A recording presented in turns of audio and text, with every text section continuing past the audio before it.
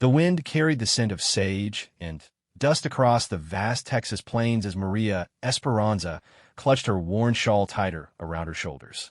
Her dark eyes scanned the horizon, searching for any sign of the Comanche settlement she had heard whispers about in the trading posts. 3 days had passed since she had fled the Mexican village where her husband's debts had made her life unbearable, and now she found herself walking toward an uncertain future with nothing but the clothes on her back and a small bundle containing her sewing supplies. At 24, Maria had already endured more hardship than most women twice her age. Her husband Miguel had been killed in a gambling dispute 6 months earlier, leaving her not only widowed but responsible for his mounting debts to dangerous men. The creditors had given her an ultimatum that chilled her blood, and rather than submit to their vile demands, she had chosen to flee into the wilderness. She had heard stories of women who had found refuge among the Comanche, though she knew such tales were often more legend than truth. The sun was beginning its descent toward the western horizon when Maria first spotted the smoke rising from cooking fires in the distance. Her heart hammered against her ribs as she approached what appeared to be a small Comanche camp nestled in a grove of cottonwood trees near a meandering creek.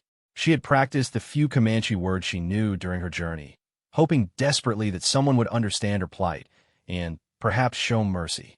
As she drew closer, several warriors on horseback emerged from the camp, their faces painted and their weapons ready.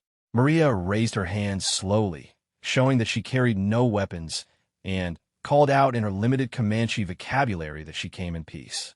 The men surrounded her, their horses snorting and pawing at the ground, while their riders spoke in rapid bursts that she could not understand. One of the warriors, a man with graying hair and scars across his chest, gestured for her to follow them into the camp. Maria's legs trembled as she walked between the teepees, aware that dozens of eyes were watching her every movement.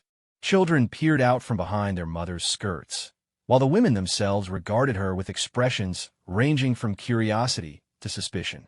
The warriors led her to the center of the camp, where a tall man sat outside a large teepee, working on what appeared to be a piece of leather harness.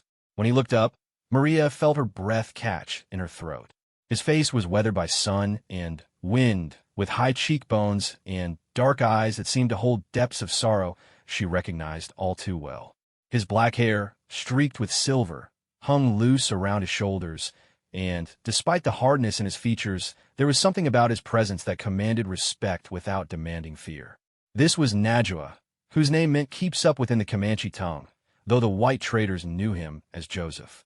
At 38, he was a respected warrior and horse breeder within the band, but he was also a man haunted by loss. His wife, Morning Star, had died during the harsh winter 2 years prior, succumbing to the white man's spotted sickness that had swept through many of the tribes. She had taken their unborn child with her, leaving Najwa alone in a teepee that felt too large and too quiet for one man's grief. The older warrior spoke to Najwa in rapid Comanche, gesturing toward Maria and occasionally pointing at her bundle. Maria could only stand and wait, her heart pounding as she tried to read the expressions on the faces around her.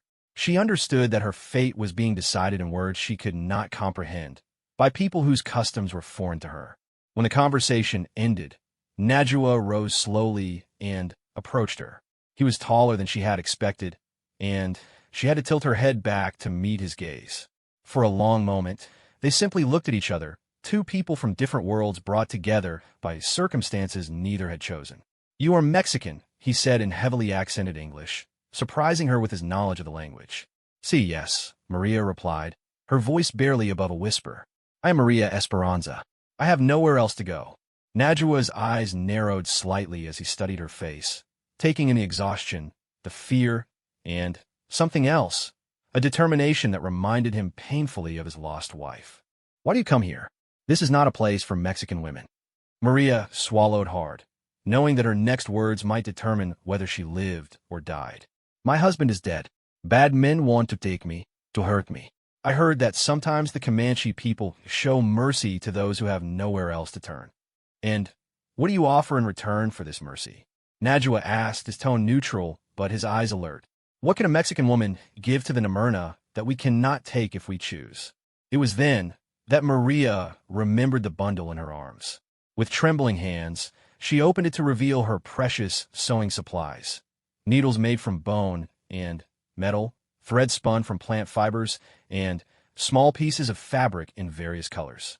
"I can sew," she said, her voice growing stronger as she spoke. "I can mend clothes, make new garments, repair teepees. My hands are skilled, and I work hard." She hesitated for a moment, then added the words that would either save her or seal her doom. "Please don't send me away. I can bear you sons." The silence that followed her declaration seemed to stretch on forever. Maria could hear her own heartbeat in her ears, could feel the weight of every gaze upon her. She had offered herself not just as a seamstress, but as a woman, as a potential wife and mother.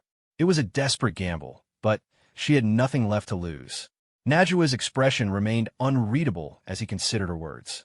He had been alone for 2 years, and while other women in the band had made it clear they would welcome his attention, none had stirred anything within him but polite acknowledgement. This Mexican woman, standing before him with dirt on her clothes and desperation in her eyes, should have meant nothing to him.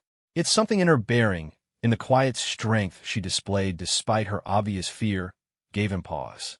"You speak of bearing sons as if it is a simple thing," he said finally. "Many women have died trying to give life. What makes you think you are different?" Maria lifted her chin slightly, meeting his gaze directly. "I do not know if I am different, but I know that I'm strong, and I know that I am grateful. A grateful woman takes care of her family with her whole heart." An elderly woman emerged from a nearby teepee and approached them, speaking rapidly to Najua in Comanche. Maria watched as they conversed, noting the woman's frequent glances in her direction. The woman appeared to be arguing for something, her gestures emphatic and her tone urgent.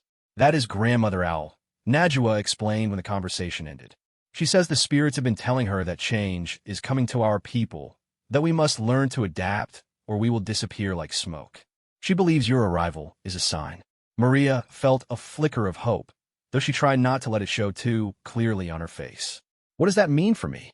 "It means you will not be turned away today," Najua replied. "But neither will you be accepted simply because you ask. You will stay with Grandmother Owl for 1 moon cycle. You will show us who you are through your actions, not your words. If you prove yourself worthy of trust, if you show that you can live among the Namurna without bringing harm to our people, then we will speak again of your future here." Relief flooded through Maria like cool water, though she was careful to keep her expression respectful. "Thank you. I will not disappoint you. We shall see," Najua said simply. Then he turned and walked back to his teepee, leaving Maria standing with Grandmother Owl and the curious onlookers who had gathered to witness the exchange. Grandmother Owl took Maria's arm gently and led her toward a smaller teepee at the edge of the camp. The old woman's touch was firm but kind, and though they could not communicate with words, Maria sensed a warmth in her that offered the first real comfort she had felt in months. That first night, as Maria lay on a buffalo hide in Grandmother Owl's teepee, she stared up at the smoke hole and watched the stars wheel overhead. She thought of her old life, of the village where she had been born, and the man she had married so young. Miguel had not been a cruel husband, but neither had he been a wise one, and his gambling had eventually led to his death and her exile. Now she found herself in a world completely unlike anything she had ever known, among people whose ways were foreign to her, but who had shown her more mercy in one day than her own people had in months. The challenge ahead of her was enormous. She would have to learn a new language, new customs, new ways of thinking about family and community and survival. But as she drifted toward sleep, Maria felt something she had not experienced in a very long time: hope. She had been given a chance, and she was determined to make the most of it. Tomorrow she would begin the work of proving herself worthy of the trust that Najua and his people might eventually place in her. Outside, the night sounds of the camp gradually faded to silence. The murmur of voices around dying fires, the soft whicker of horses in their rope corrals, the distant call of a coyote somewhere out on the vast plains. It was a peaceful sound, one that spoke of people who knew their place in the world and were content within it. In his own teepee, Najua lay awake as well, staring into the darkness and thinking about the Mexican woman who had walked into their camp that day. He had not lied when he told her that her future among them remained uncertain. The Comanche had survived for generations by being cautious about outsiders, by protecting their own above all else. Yet there had been something in her eyes, a quality he could not quite name, that had prevented him from simply turning her away. He thought of Morning Star, of the dreams they had shared and the children they had hoped to raise together. Her death had left a hollow place inside him that he had assumed would never be filled again. This Mexican woman represented no threat to those memories. She could never replace what he had lost. But perhaps, in time, she might offer something different, something he had not even realized he was missing. The morning would bring new challenges for both of them. Maria would have to begin the difficult process of learning to live among the Comanche, while Najwa would have to decide whether the stirring of interest he felt was worth the risk of opening his heart to loss once more. For now, though they both slept under the same stars, their futures intertwined in ways neither yet fully understood. Dawn came slowly to the Comanche camp, painting the eastern sky in shades of pink and gold that reminded Maria of the sunrises over her childhood village. She had awakened before Grandmother Owl, her body still adjusting to the sounds and rhythms of her new surroundings. Through the teepee walls, she could hear the camp coming to life. The soft voices of women talking as they rekindled their cooking fires, the laughter of children, and the gentle whickering of horses eager for their morning feed. Grandmother Owl stirred on her sleeping robes and sat up slowly, her weathered face creasing into what might have been a smile when she saw that Maria was already awake. The old woman spoke a few words in Comanche, gesturing toward a wooden bowl and a water skin. Though Maria could not understand the language, the meaning was clear enough. She was being invited to wash and prepare herself for the day ahead. As Maria carefully cleaned her face and hands with the precious water, she became aware that her appearance must seem strange to the Comanche women. Her Mexican dress, though travel-stained and worn, was cut differently from the buckskin garments she had observed the night before. Her long black hair, which she had always worn in a simple braid down her back, would need to be arranged in a style more appropriate to her new circumstances. Grandmother Owl seemed to understand her concern without words being exchanged. The old woman opened a parfleche container and withdrew several items: a buckskin dress decorated with intricate beadwork, a pair of soft moccasins, and bone combs carved with delicate patterns. She held these items out to Maria, speaking gently in Comanche while nodding encouragingly. Maria accepted the gifts with trembling hands, overwhelmed by the kindness being shown to her. The buckskin was softer than anything she had ever touched, and the beadwork was so beautiful that she found herself tracing the patterns with her fingertips. These were not cast-off garments, but carefully made pieces that represented hours of skilled work. When she had changed into the Comanche clothing, Grandmother Owl gestured for her to sit on a buffalo hide while the old woman attended to her hair. Maria sat perfectly still as gentle fingers worked through her tangles, then began to braid her hair in a style she could not see but could feel was different from anything she had worn before. When Grandmother Owl was finished, she held up a piece of polished metal that served as a mirror, allowing Maria to see her reflection. The woman looking back at her was still recognizably herself, but the transformation was remarkable.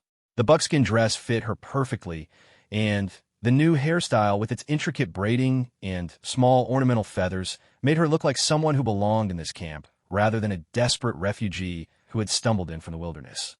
Grandmother Owl nodded approvingly and spoke a single word that Maria somehow understood meant beautiful or good.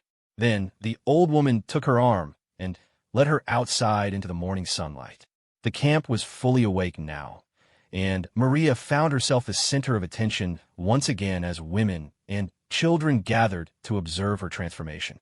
Their expressions seemed less suspicious than they had the evening before, and several of the women nodded approvingly at her appearance. A few of the younger women giggled and whispered among themselves, though not unkindly. Najwa emerged from his teepee just as they stepped outside, and Maria felt her cheeks warm under his scrutiny. He had been striking in his simple clothes the night before, but this morning he was magnificent. His buckskin shirt was decorated with quill work that caught the morning light, and his hair was freshly braided with silver ornaments that spoke of his status within a band. When his eyes met hers, she saw a flicker of something, surprise, perhaps, or approval, before his expression returned to its customary reserve. "You look like one of the people now," he said in his careful English. "But clothes do not make a Comanche. Today you begin to learn whether you can truly live among us." Grandmother Owl spoke to him rapidly in their own language, and Maria caught what sounded like her name mentioned several times. When the old woman finished speaking, Najwa nodded slowly and turned his attention back to Maria. "Grandmother Owl says she will teach you the ways of Comanche women, starting with the most basic skills. You told us you could sew. Today you will have a chance to prove that claim." Before Maria could respond, a young woman approached them carrying what appeared to be a damaged piece of leather in her hands. She was perhaps 18 or 19 years old, with intelligent dark eyes and an air of confidence that suggested she held some status within the group. She spoke to Najwa in Comanche, holding up the damaged item and gesturing toward Maria. "This is Buffalo Calf Woman," Najwa explained. "She has a teepee cover that was torn in the last windstorm. She asks if the Mexican woman's sewing skills are good enough to repair it properly." Maria examined the tear in the leather, noting that it was a clean split along what had once been a seam. The repair would not be difficult for someone with her experience, but she understood that this was more than a simple request for help. It was a test. If she could prove her skills with needle and thread, she would take the first step toward earning acceptance among these people. "I can fix this," she said confidently, looking directly at Buffalo Calf Woman, even though the young Comanche woman could not understand her words. "It will be strong again, stronger than before." Najwa translated her words, and Buffalo Calf Woman's eyebrows rose skeptically. She said something that made several of the other women laugh, though not maliciously. When Najwa translated, Maria understood why they found the exchange amusing. She says Mexican women are soft and know only how to make pretty things that fall apart in the wind. She wants to know if your work will last through a buffalo hunt or if it will tear apart at the first hard use. Maria felt her spine stiffen at the challenge, though she was careful to keep her expression pleasant. She had been sewing since she was old enough to hold a needle, and her work had always been known for its durability as well as its beauty. "Tell her that my stitches have held through worse storms than she has ever seen, and when I am finished with her teepee cover, it will outlast the teepee itself." When Najwa relayed her response, Buffalo Calf Woman's eyes lit up with what looked like delight rather than anger. The young woman spoke again, and this time her tone was warm with amusement rather than skepticism. "She says she likes a woman with spirit," Najwa explained. "She will provide you with the materials you need, and if your repair proves satisfactory, she will tell the other women that your skills are worthy of respect." Grandmother Owl led Maria to a shaded area near her teepee where several other women were already engaged in various tasks. Some working on beadwork, others preparing hides, and still others tending to small children who played quietly nearby. Buffalo Calf Woman brought the damaged teepee cover and a selection of tools, including bone needles and sinew thread that was stronger than anything Maria had ever worked with. As Maria began her work, she became aware that the women around her were watching with interest, though they tried to appear focused on their own tasks. She could feel the weight of their attention as she carefully aligned the torn edges of the leather and began to create the tiny, precise stitches that would hold them together. The sinew thread was different from the cotton and plant fiber threads she was accustomed to using, requiring her to adjust her technique slightly. But her hands knew their work well, and soon she had established a rhythm that allowed her to work steadily while still observing the life of the camp around her. Children ran between the teepees, their laughter bright in the morning air. Warriors tended to their horses, checking hooves and adjusting bridles with the careful attention of men whose lives depended on their mounts. Women moved between their various tasks with an efficiency that spoke of long practice, each one contributing to the welfare of the group through her specialized skills. As the morning progressed, Maria found herself relaxing into the peaceful rhythm of camp life. Occasionally, one of the women would speak to Grandmother Owl and gesture toward Maria's work, and though she could not understand the words, their tone suggested approval. The old woman would nod and respond, sometimes looking pleased and other times making what sounded like corrections or explanations. It was nearly midday when Najwa approached the group of women again. He had spent the morning with the other men, discussing matters that Maria assumed had to do with the movement of the horse herds or the location of buffalo, but now he came to examine her progress on the teepee cover. Maria had nearly completed the repair, and she was satisfied with the quality of her work. The stitches were small and even, and she had reinforced the repair with a backing piece that would distribute any stress across a wider area. It was the kind of careful, thorough work that she had learned from her grandmother, who had insisted that anything worth doing was worth doing properly. Najwa studied the repair carefully, running his fingers along the stitching and testing the strength of the join with gentle pressure. When he looked up at Maria, she thought she detected a hint of surprise in his expression. "This is good work," he said simply.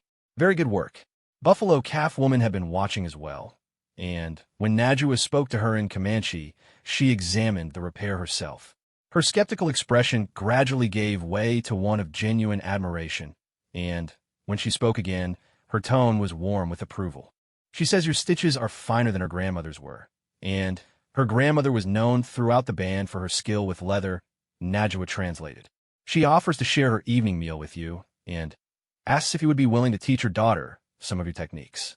Maria felt a glow of pride at the praise, but more than that, she felt the first stirring of hope that she might truly find a place among these people. "I would be honored to share her meal and to teach whatever skills I can," she replied. The afternoon brought new challenges as Grandmother Owl led Maria through a series of tasks designed to test her knowledge of women's work.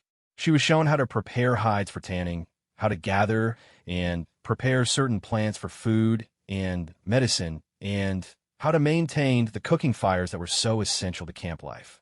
Some of these tasks were familiar to her from her life in the Mexican village, while others were completely new. The method of hide preparation used by the Comanche was more thorough than what she had learned, producing leather that was both softer and stronger than she had ever seen. The plants they gathered were different from those she knew, requiring her to learn new techniques for identifying, harvesting, and preparing them. Throughout the afternoon, Maria was aware of Najwa's presence around the camp. He seemed to be observing her progress without making it obvious, appearing at various tasks, just as she was mastering a new skill or struggling with an unfamiliar technique. She found his attention both encouraging and nerve-wracking, knowing that his opinion would carry great weight in determining her future among the Comanche. As the sun began to sink toward the western horizon, the women started preparing the evening meal. Maria watched carefully as they worked, noting the different ingredients and cooking methods they employed. When Buffalo Calf Woman gestured for her to help with the preparation, she approached the task with the same careful attention she had given to the sewing repair that morning. The meal, when it was ready, proved to be unlike anything Maria had ever tasted. The meat was buffalo, cooked with wild onions, and seasoned with herbs she could not identify. There were cakes made from ground seeds and nuts, and a tea brewed from plants that grew along the creek banks. Everything had a richness and complexity of flavor that spoke of generations of knowledge about the land and its bounty. As they ate, Buffalo Calf Woman spoke at length with Grandmother Owl, occasionally gesturing toward Maria and smiling. Though she could not understand the words, Maria sensed that the conversation was favorable. When they had finished eating, Buffalo Calf Woman rose and disappeared into her teepee, returning with a small bundle that she presented to Maria with ceremony.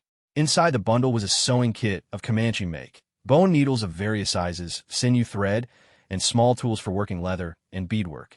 The needles were more finely made than any Maria had ever seen, and the whole kit was contained in a beautifully decorated parfleche case that must have taken many hours to create. "She gives you these tools because your skill honors them," Najwa explained when Maria looked at him in confusion. "Among our people, the tools of a craft are sacred things. To receive such a gift means that you are recognized as a true craftswoman." Maria felt tears prick at her eyes as she examined the beautiful tools. In her old life, she had been valued for her sewing skills, but that value had been measured primarily in terms of the money her work could bring to her household. Here, among the Comanche, her skill was being recognized as something sacred, something worthy of honor in its own right. "Please tell her that I will use these tools with respect and gratitude," she said to Najwa, her voice thick with emotion. "And tell her that I hope someday I will be worthy of such generosity." When Najwa translated her words, Buffalo Calf Woman smiled broadly and spoke again, this time addressing Maria directly, even though she knew the Mexican woman could not understand her. "She says that your heart speaks in your hands when you sew," Najwa explained. "She says this is the mark of a true artist, and that such a gift should be shared with the people." That night, As Maria lay in Grandmother Owl's teepee once again, she reflected on the day's events.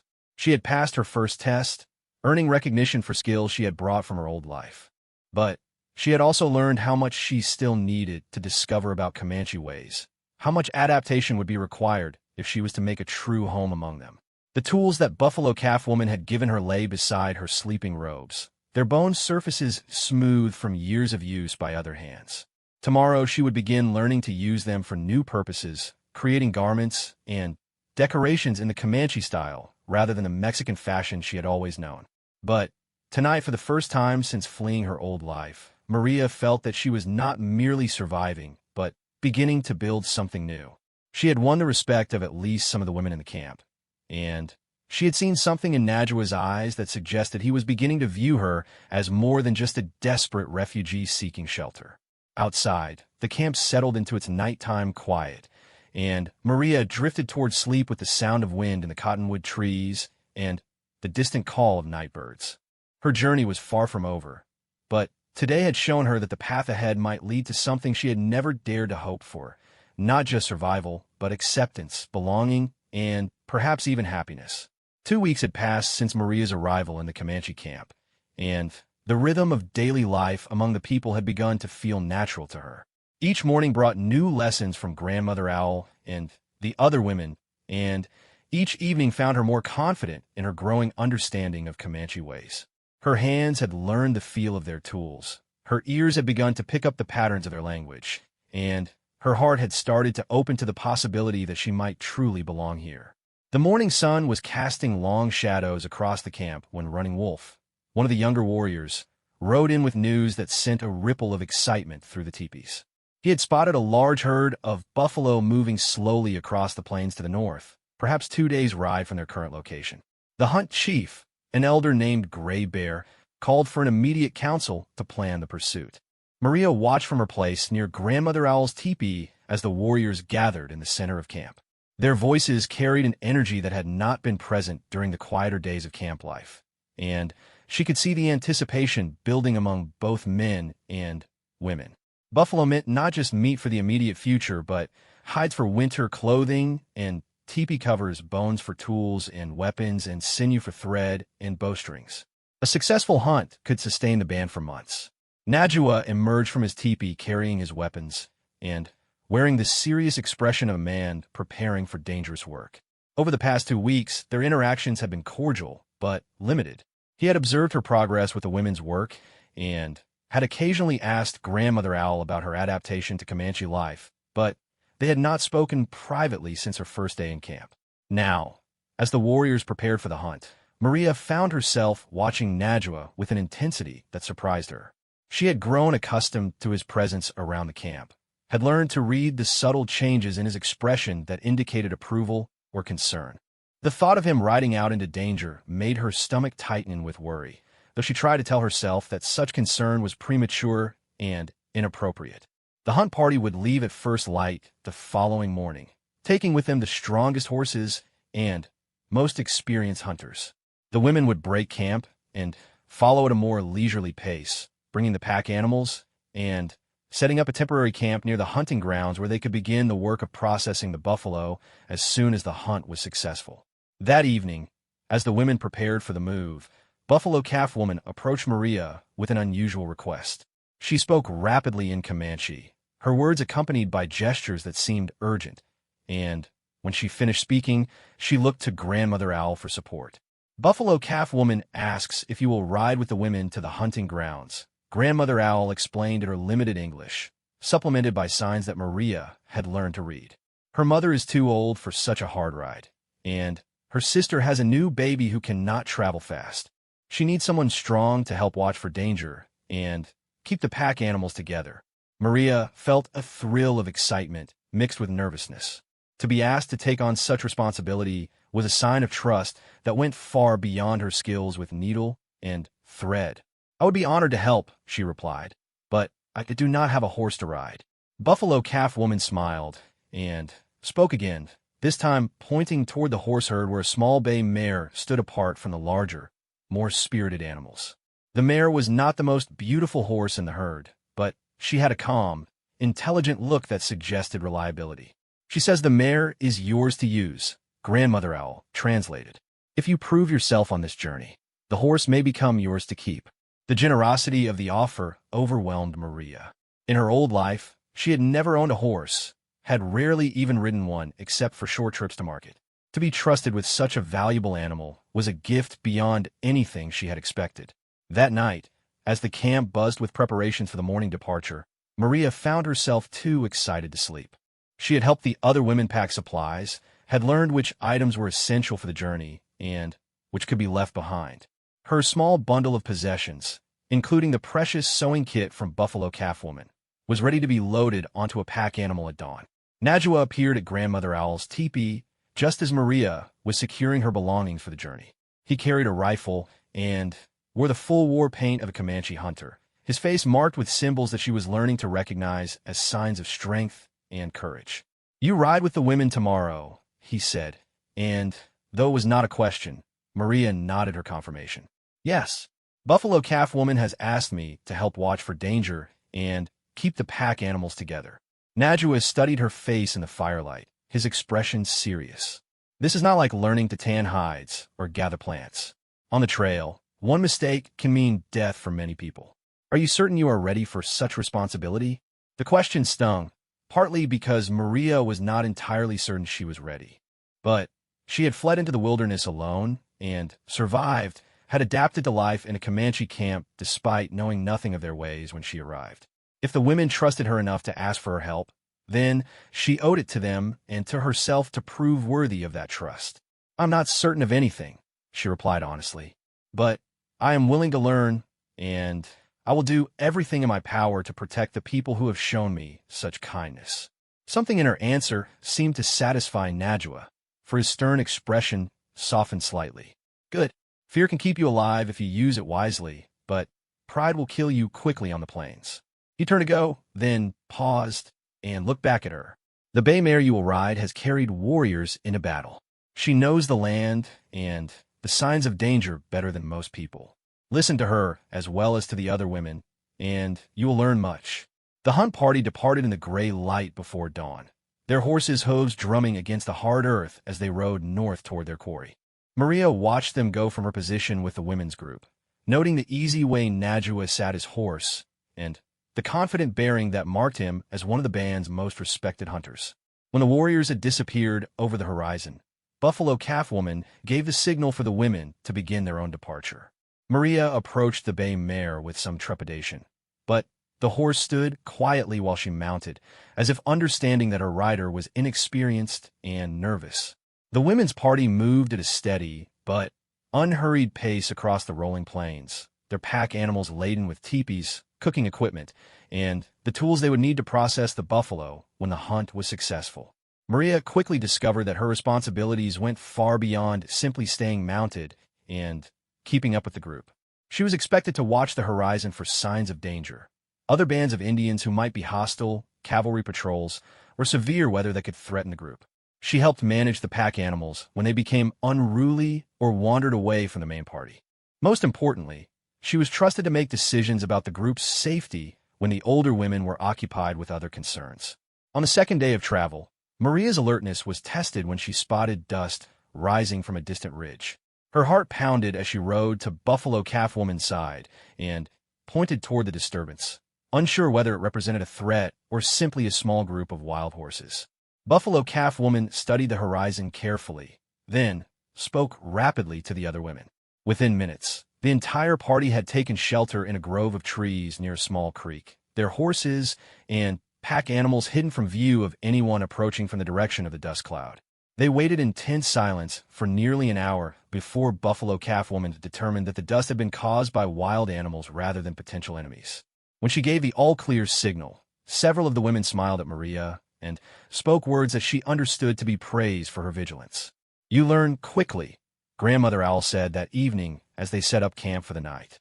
"Buffalo Calf Woman says you watch like a warrior's wife should watch." The comment made Maria's cheeks warm, though she was not entirely sure why. The idea of being anyone's wife had seemed impossible just weeks ago when she was fleeing from her old life. Now, surrounded by women who treated her as an equal and trusted her with important responsibilities, the possibility seemed less remote. On the third day, they reached the area where the hunt was taking place.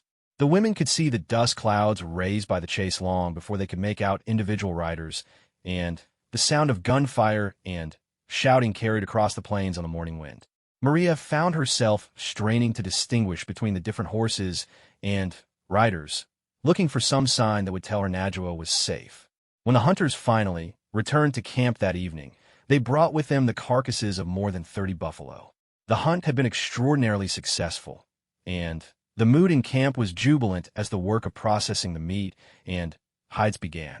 Maria threw herself into the work with desperate energy, partly from genuine desire to help and partly to distract herself from watching for Najwa's return. She had helped with butchering in her old village, but never on such a scale and never with the systematic efficiency that the Comanche women displayed. Every part of the buffalo was used for something: the meat for food, the hides for clothing and shelter, the bones for tools and weapons, the sinew for thread and bowstrings. Nothing was wasted, and the women worked with the focused intensity of people who knew that their family survival might depend on how well they did their jobs. It was nearly sunset when Najwa finally rode into camp, his horse and his own clothes stained with the blood and dust of the hunt. Maria felt her heart leap when she saw him dismount, apparently uninjured despite the dangerous work of the day. He spoke briefly with Buffalo Calf Woman, who gestured toward the area where Maria was working on cutting strips of meat for drying. When Najwa approached her, Maria looked up from her work with hands that were red to the wrists with buffalo blood. She was suddenly conscious of how she must look: exhausted, dirty, and far from the demure Mexican woman who had arrived in camp 3 weeks earlier. "Buffalo Calf Woman says you did well on the trail," Najwa said without preamble. "She says you watched for danger like an experienced warrior and helped keep the group safe." "I only did what any woman would do," Maria replied, though she felt a glow of pride at the praise. "No," Najwa corrected her. "You did what a Comanche woman would do. There is a difference." The distinction was important, Maria realized. Over the past 3 weeks, she had been learning more than just new skills and customs. She had been learning to think like one of the people, to understand that individual survival was less important than the survival of the group, and that everyone had responsibilities that went beyond their immediate personal needs. "The bay mare served you well," Najwa continued. "Buffalo Calf Woman says you and the horse work together like old partners." Maria looked toward where the bay mare stood with the other horses, her coat dusty from the trail, but her bearings still alert and ready. "She's a good horse. She seemed to know what I needed before I did." "She was my wife's horse," Najwa said quietly. "Morningstar raised her from a foal and trained her personally. Buffalo Calf Woman thought the mare might accept you because you both have lost much but have not given up hope." The revelation took Maria's breath away. She had been riding the horse of Najwa's dead wife, using an animal that must hold precious memories for him. That he had allowed this, that he had said nothing to stop it, suggested a trust that went deeper than she had realized. "I'm honored to have ridden her," Maria said carefully. "If you would prefer that someone else—" "Morningstar would have wanted the mare to serve someone who needed her," Najwa interrupted. "She was generous with her possessions, especially when they could help others. If you prove yourself worthy of the horse, she will be yours." The conversation was interrupted by a commotion near the cooking fires. One of the older men was arguing loudly with Gray Bear, the hunt chief, his gestures becoming more agitated as he spoke. Maria could not understand the words, but the tone suggested serious disagreement about something important. Najwa's expression darkened as he listened to the argument. When it was over, he turned to Maria with a gravity that made her stomach clench with worry. "There is trouble coming," he said simply. "Scouts have reported a cavalry patrol moving this way. They're still 2 days out, but they're moving fast, and they seem to know where we are."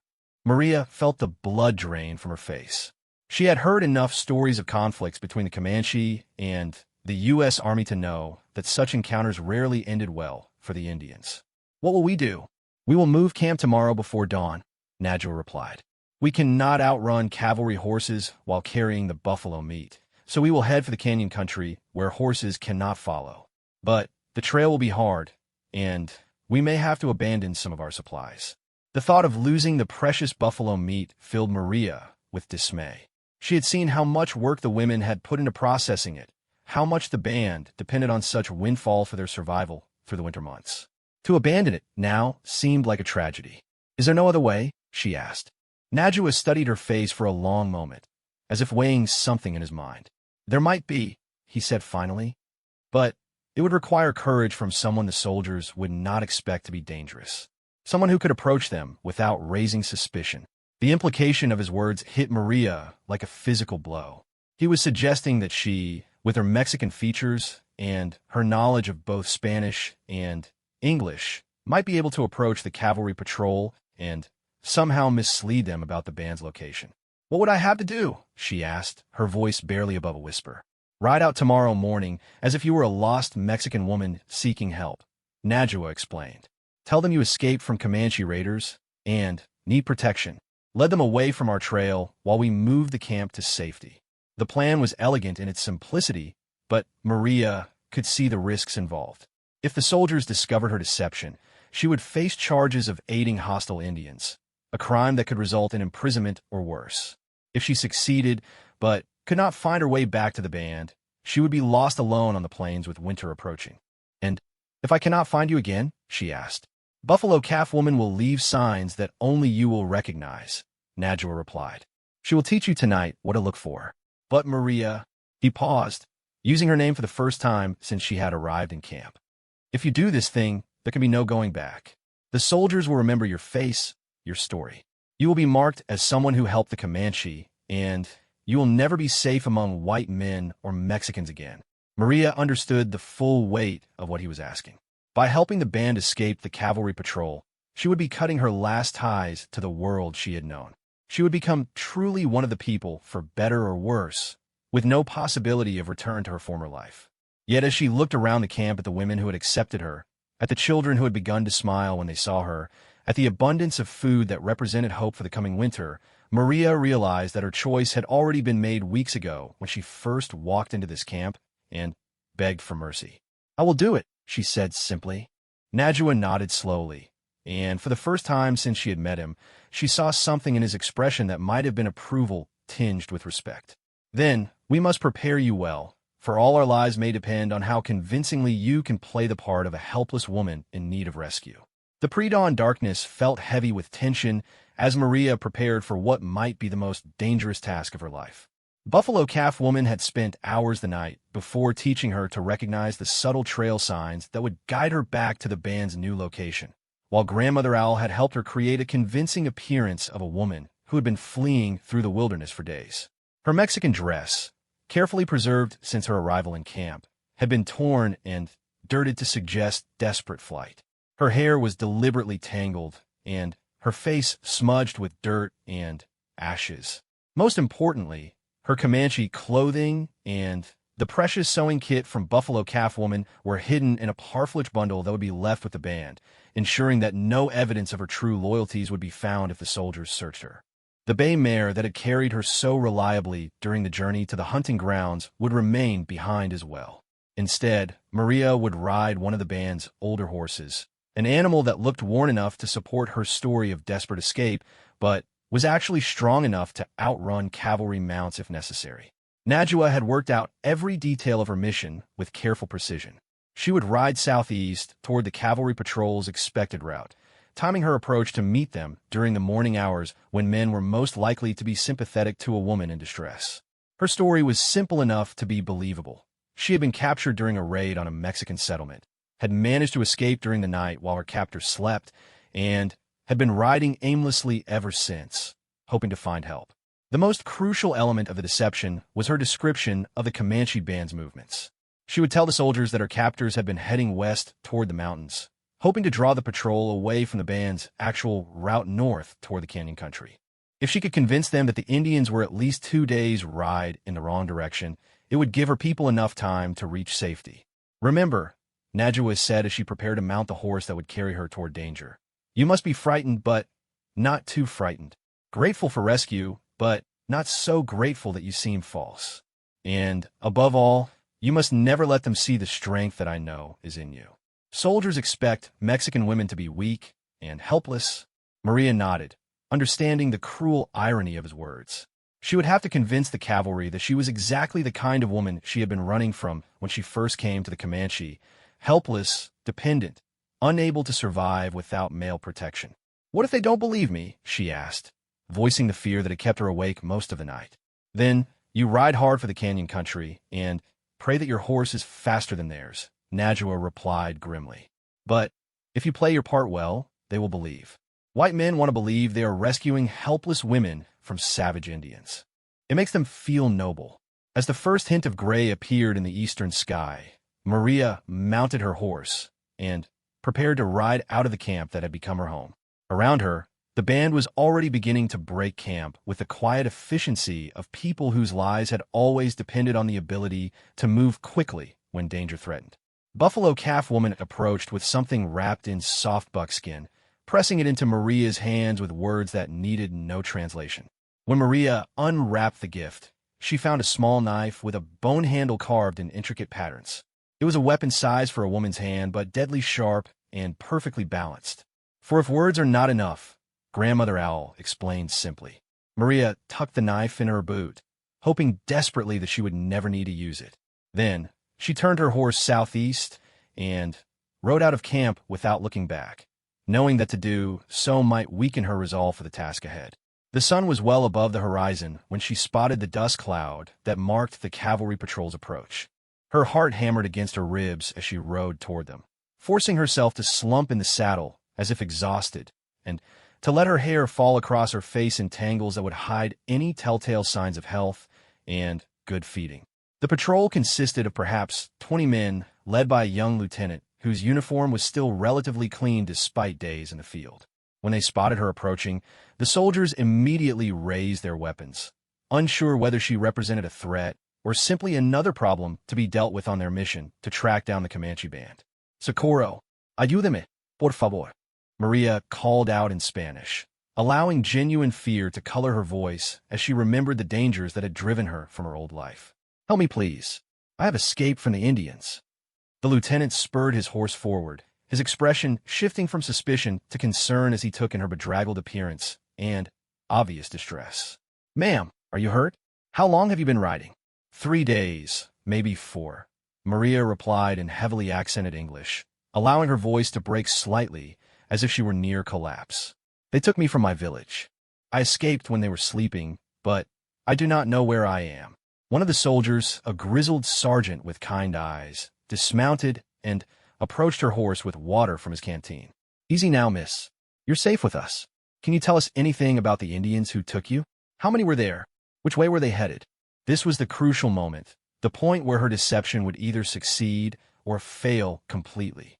Maria accepted the water gratefully, using the time it took to drink to compose herself for the lies that would either save her people or condemn her.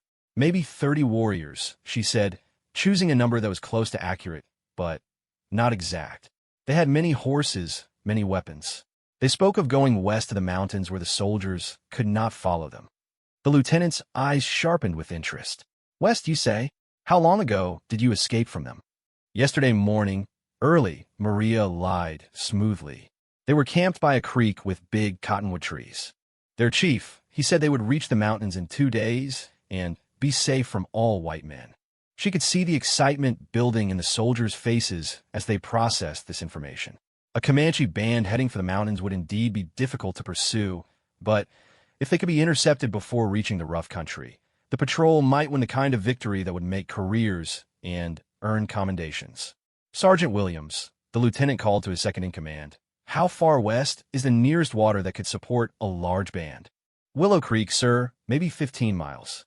If they're heading for the mountains, and they've got 2 days head start, that's where they'd stop for the night." Maria felt a surge of relief as she realized her deception was working. The soldiers were already planning their pursuit based on her false information, their attention focused on catching up with Indians who were actually moving in the opposite direction. "Ma'am," the lieutenant said, turning back to her, "we'll escort you to Fort Richardson where you'll be safe. But first, could you describe the leader of the band that captured you? We've been tracking a particularly dangerous group, and any information you can provide might help us catch them." The question caught Maria off guard, and for a moment she struggled to think of a description that would sound convincing without betraying any real details about Najwa or the band that had become her family. He was tall, she said finally, with scars on his face and arms. He spoke some English, and the other warriors seemed to fear him. It was a generic enough description to fit many Comanche war chiefs, but specific enough to satisfy the soldiers' need for intelligence about their quarry. The lieutenant nodded approvingly and made notes in a small book he carried. "You've been very brave, ma'am," he said when he finished writing. "Your information may help us prevent other innocent people from suffering the same ordeal you've endured." The irony of his words was almost unbearable. If Maria's deception succeeded, it would indeed prevent suffering, but it would be the Comanche band's suffering that was prevented, not that of future white captives. She forced herself to smile weakly and nod as if grateful for his praise. The ride to Fort Richardson took the rest of the day, giving Maria ample opportunity to observe the soldiers and learn more about their mission. From their conversations, she gathered that they were part of a larger operation to clear the region of hostile Indians before winter set in. Several bands had already been forced onto reservations, and the army was determined to round up the remaining free Comanche before they could cause more trouble for settlers. As they traveled, Maria found herself thinking about the choice she had made and what it would mean for her future. She had committed herself fully to the Comanche cause, had deliberately misled the U.S. Army in a way that could be considered treason. There would be no going back to her old life now, no possibility of living peacefully in a Mexican village or American town. But as frightening as that realization was, Maria found that she did not regret her decision. The band had shown her kindness and acceptance when she needed it most, had trusted her with important responsibilities, and had begun to treat her as one of their own. Najwa had risked his own safety by allowing her to ride his dead wife's horse, and Buffalo Calf Woman had given her gifts that represented not just material value, but genuine friendship. Fort Richardson, when they finally reached it, was larger and more imposing than Maria had expected. The wooden buildings and high walls spoke of military efficiency and determination, while the presence of several companies of soldiers suggested that the army was taking the Indian problem seriously. Maria was taken first to the post surgeon, who examined her for injuries and pronounced her remarkably healthy for someone who had supposedly endured days of captivity and desperate flight. Then, she was questioned by the post commander, a colonel whose sharp eyes and detailed questions made her grateful for the careful preparation Najwa had insisted upon. Her story held up under scrutiny, partly because it contained enough truth to be believable and partly because the officers wanted to believe it. The information she provided about the band's supposed westward movement fitted perfectly with their existing intelligence about Comanche movement patterns, and her description of the terrain matched what they knew of the country west of their current position. By evening, the colonel had decided to dispatch 2 companies of cavalry to pursue the Indians Maria had described, while the patrol that had found her would continue their original mission of securing the eastern approaches to the region.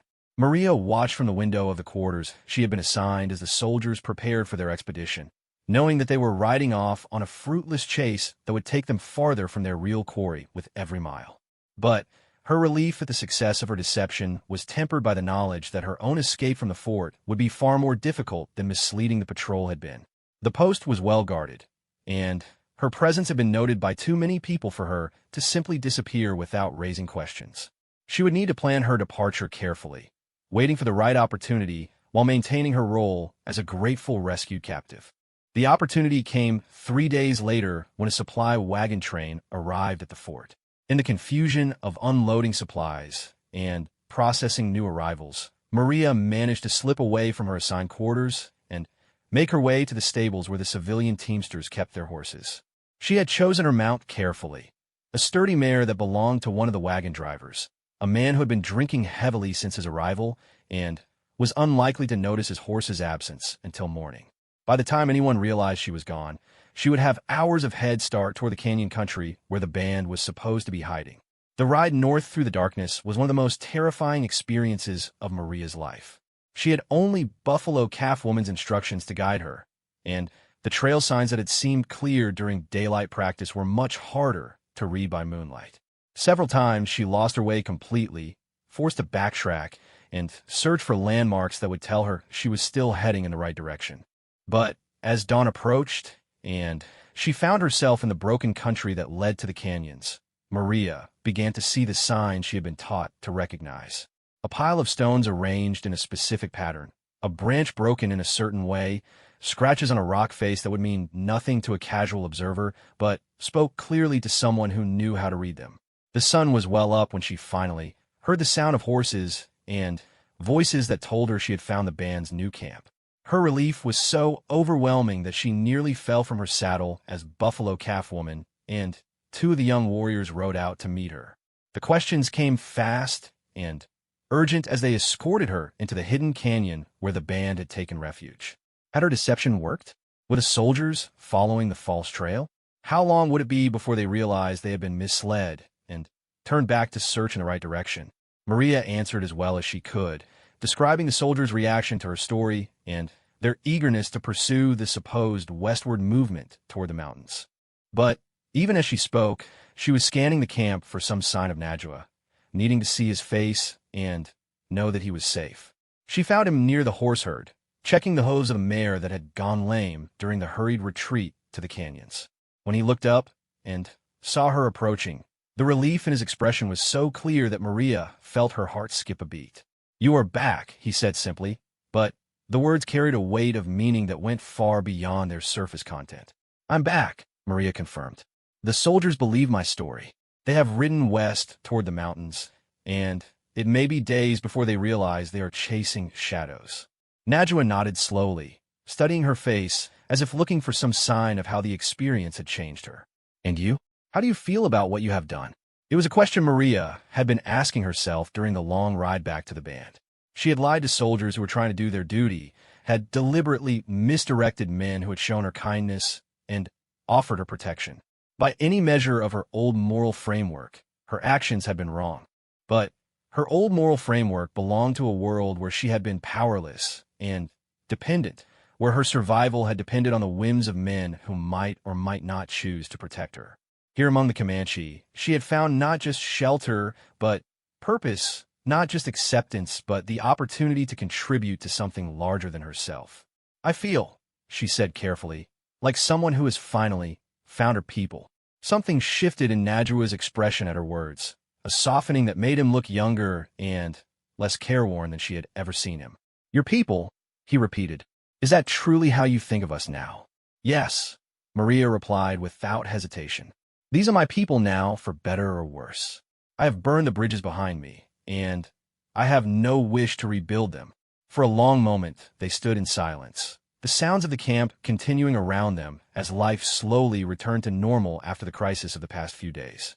Then, Najwa stepped closer, close enough that Maria could see the flecks of gold in his dark eyes and smell the familiar scent of leather and horses that always seemed to surround him. "Then, perhaps," he said quietly, "it is time we spoke of what the future might hold for both of us." The canyon where the band had taken refuge was a place of stark beauty, its red sandstone walls rising high above a floor dotted with juniper trees and fed by a clear spring that bubbled up from deep underground. It was also a place that could become a trap if their enemies discovered their location, and everyone in the camp understood that their stay here could only be temporary. In the days following Maria's return from her dangerous mission, the band's leaders held long councils about their next move. Winter was approaching, and they needed to find a more permanent camp where they could wait out the cold months in relative safety. The buffalo hunt had been successful, but the meat would not last forever, and they would need to supplement it with other game and stored plant foods.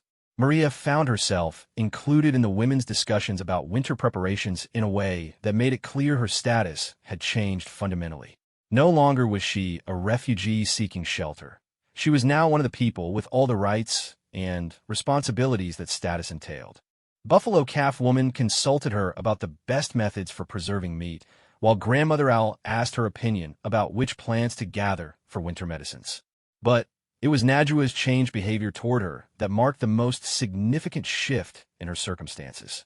Where once he had been formal and distant, maintaining the careful reserve appropriate to his position as a respected warrior, now he sought out opportunities to speak with her privately. Their conversations began with practical matters, her observations about the soldiers she had encountered, her thoughts on the band's security, but gradually evolved into something more personal. One evening as they sat by Grandmother Owl's cooking fire, sharing the communal meal that marked the end of another day. Najwa asked her about her life before coming to the Comanche.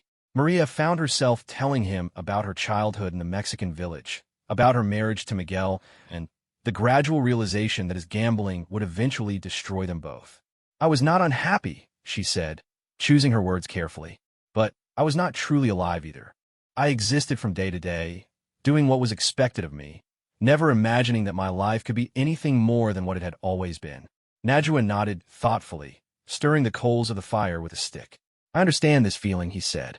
"After Morningstar died, I lived, but I did not live. I did my duties, led hunts, fought when fighting was necessary, but there was no joy in any of it."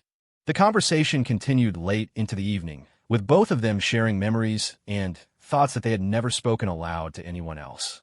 Maria learned that Najwa had been married to Morningstar for 8 years, that they had tried repeatedly to have children, but had never been blessed with success.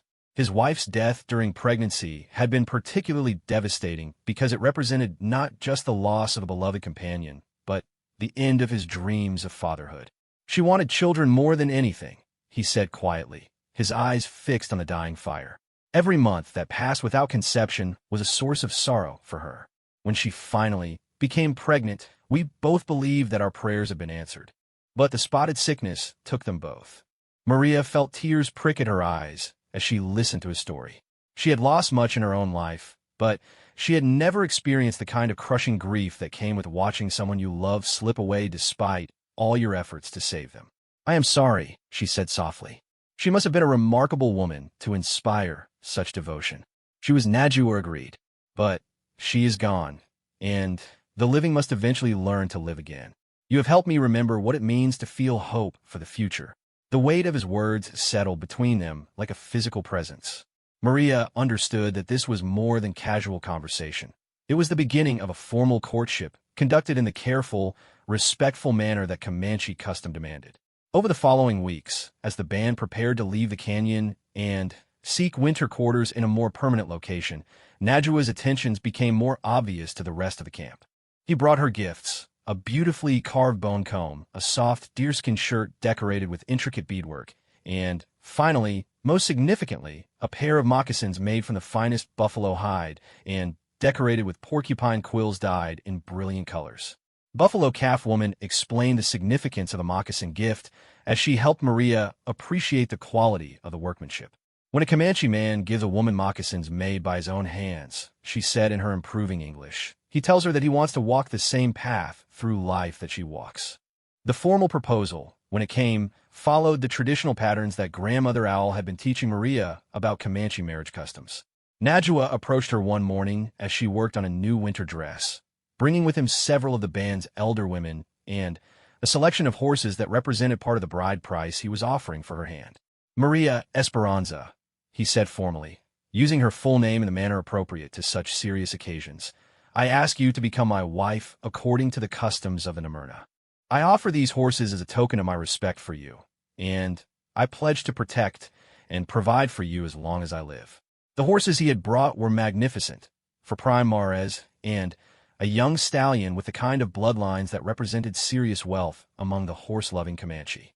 But more impressive than the material offering was the presence of the elder women, whose participation indicated that Najwa's proposal had the support of the band's leadership. Maria looked at the expectant faces surrounding her, understanding that this moment would determine not just her personal future, but her permanent place within Comanche society.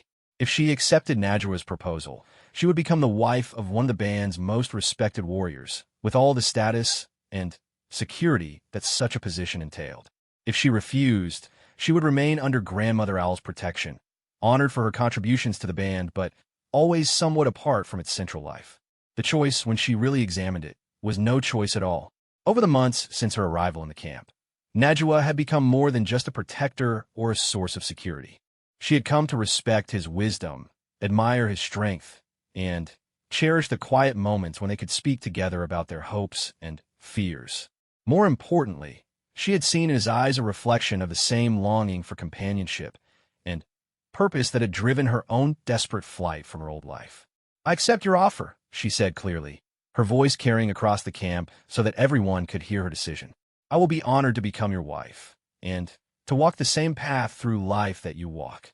The celebration that followed Maria's acceptance lasted 3 days and nights, with the entire band participating in the ceremonies that would officially make her Najua's wife and a full member of Comanche society. There were ritual exchanges of gifts between the families, formal presentations of the couple to the band's spiritual leaders, and elaborate feasts that consumed much of their precious winter food stores. But the most meaningful moment for Maria came on the second night of the celebration, when the women of the band gathered around her to perform the traditional ceremony that would mark her final transformation from Mexican refugee to Comanche wife. Grandmother Owl and Buffalo Calf Woman painted ceremonial designs on her face and hands with pigments made from sacred clays, while the other women sang songs that told the stories of legendary Comanche women who had brought honor to their husbands and children to their people. When the painting was complete, Grandmother Owl spoke to Maria in a mixture of Comanche and English, her words carrying the weight of formal ritual. You came to us as Maria Esperanza, a woman fleeing from sorrow. Tonight you become gentle rain woman, wife of Najua, mother of the children who will carry our blood into the future. May you be blessed with many sons and daughters, and may your lodge always be filled with laughter. The new name felt strange on Maria's tongue when she repeated it, but it also felt right in a way that her birth name never quite had. Maria Esperanza had been the creation of a world where women were defined primarily by their relationships to men, where their value was measured by their ability to be decorative and compliant. Gentle Rain Woman would be something different, a partner rather than a dependent, a contributor rather than a burden, a woman whose strength and skills were valued rather than hidden. The wedding ceremony itself took place at dawn on the third day, with Najua and Maria standing before the assembled band as Gray Bear, the hunt chief who also served as one of the band's spiritual leaders, blessed their union according to the ancient traditions of the Comanche people. They exchanged vows spoken in the Comanche tongue that Maria was still learning, promising to honor each other, to support the band, and to raise their children in the ways of the people. When the ceremony was complete, they entered Najua's teepee together as husband and wife. The lodge had been transformed during the celebration, with new furnishings and decorations that reflected Maria's presence as its mistress.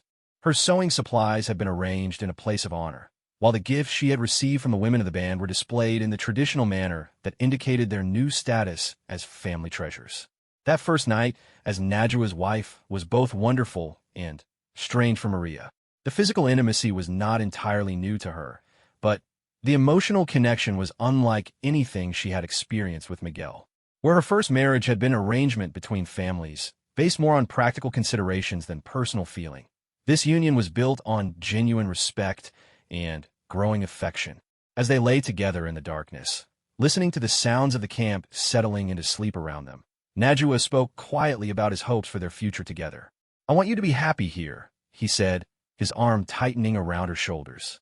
"I know this life is not what you were born to, but I hope it can become what you choose to make it." "It already has," Maria replied, surprising herself with the certainty in her voice. "When I first came here, I was seeking only survival. I never imagined I could find a home, a family, a purpose that gave my life meaning. You have given me all of those things." Winter came early that year, driving the band to their chosen shelter in a box canyon protected from the worst of the wind and cold.